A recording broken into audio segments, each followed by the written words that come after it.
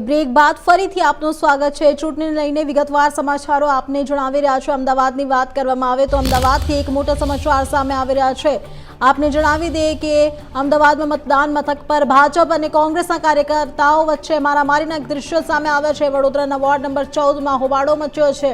મોટા સમાચાર આપને જણાવી રહ્યા છે। 15 મનપામાં 1 વાગ્યા સુધીમાં સરેરાશ 31% મતદાન નોંધવામાં આવ્યું છે। વડોદરાના વોર્ડ નંબર 14માં હોબાળો મચ્યો છે। મોટા સમાચાર અમદાવાદથી સામે આવી રહ્યા છે, જ્યાં મતદાન મથક પર ભાજપ અને કોંગ્રેસના કાર્યકર્તાઓ વચ્ચે મારામારીના એક દ્રશ્ય સામે આવ્યા છે।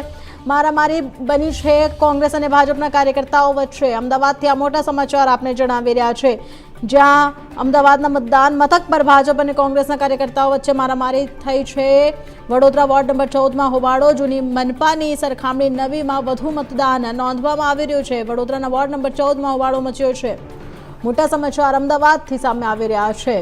સ્થાનિક સ્વરાજની ચૂંટણીને લઈને ઘણા મોટા સમાચાર સામે આવતા રહ્યા છે। હવે અમદાવાદની વાત કરવામાં આવે તો અમદાવાદથી એક મોટા સમાચાર છે, જ્યાં મતદાન મથક પર ભાજપ કોંગ્રેસના કાર્યકર્તાઓ વચ્ચે મારામારી થઈ છે। મારામારી બાદ પોલીસ પણ ત્યાં પહોંચ્યું અને પોલીસે મામલો ઠાણી પાડ્યો છે। મામલો શાંત કરાવવાનો પણ પ્રયાસ પોલીસ દ્વારા કરવામાં આવ્યો છે।